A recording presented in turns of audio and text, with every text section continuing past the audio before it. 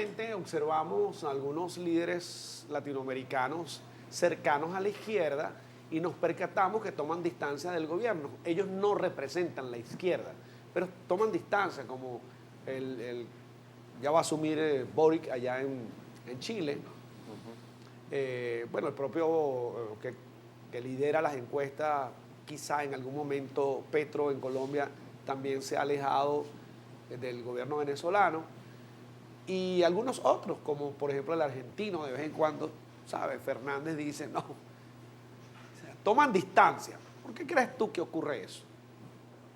Bueno, Y si está ocurriendo realmente. bueno, ¿no? yo considero que son políticas soberanas de cada estado.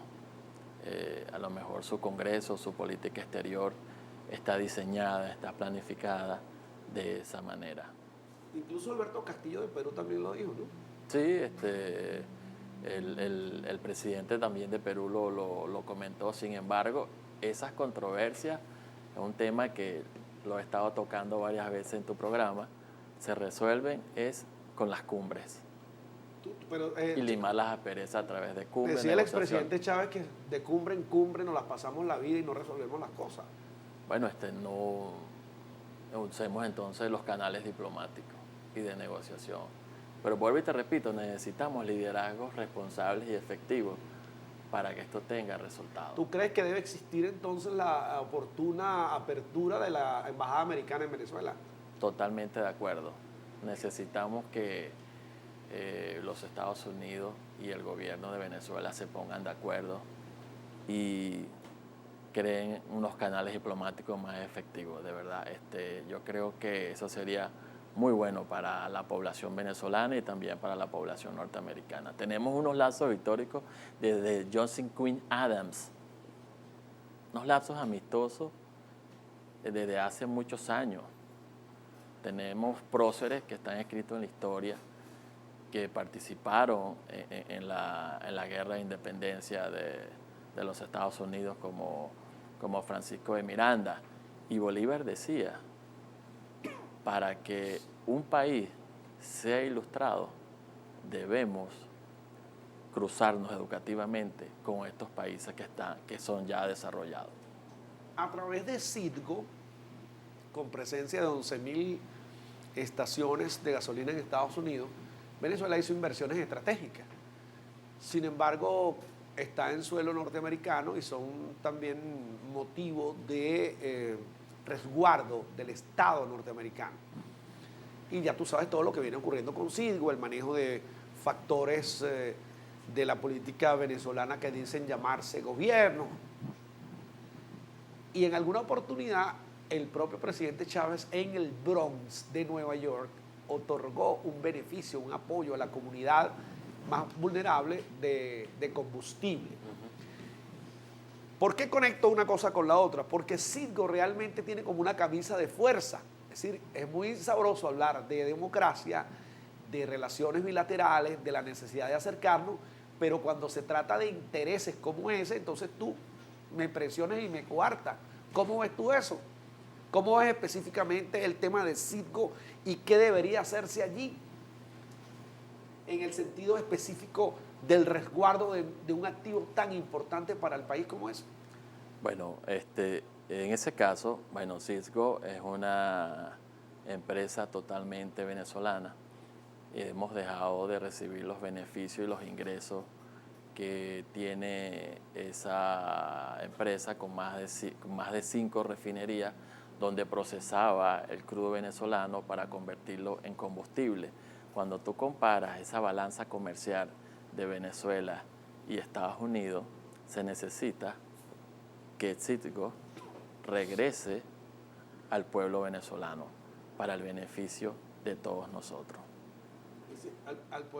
Pero espérate un momentico, al pueblo venezolano no, al gobierno, que lo maneja el gobierno. El gobierno pero que venezolano. lo maneja el gobierno, ¿no? Pero no, claro. pero no es el gobierno ese que está, que de alguna manera es reconocido, porque es lo que te digo, es el carácter leonino de la política y de la diplomacia internacional. Lo que sucede es que hay algunos interlocutores que no quieren reconocer que el momento de Juan Guaidó desapareció. Ha ido disminuyendo. Pues entonces los Estados Unidos se está dando cuenta que el problema que tienen los venezolanos lo tienen que resolver los venezolanos. Si echamos una mirada a los diarios como el CNN de hace unos 5 días, nos damos cuenta que en los pasillos de la Casa Blanca ya se está hablando de que vienen unas elecciones presidenciales en Venezuela y de acuerdo a lo que vaya sucediendo y que la oposición totalmente fragmentada, desunida, se pongan de acuerdo, generen una estructura opositora fuerte, van a ir refrescando esas sanciones. ¿Se han dado cuenta que ese problema lo podemos resolver nosotros los venezolanos? Bueno, también lo dice Josep Borrell, que es el jefe de la diplomacia europea. Lo dicen otros líderes internacionales. Pero hay alguna gente que sigue apostando a que esto no se resuelva. Mientras tanto, te sigo presionando con sanciones.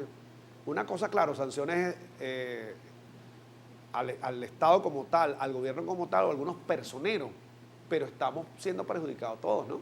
Claro, todos, porque fíjate... Por lo cual gobierno y oposición aquí internamente tienen que hacer causa común para solicitar el levantamiento de esas medidas, ¿no? No, pero es que al principio de tu programa me estabas hablando del senador, Government. Él hablaba de que había contabilizado que en Venezuela, a raíz de las sanciones, habían muerto más de 40.000 personas.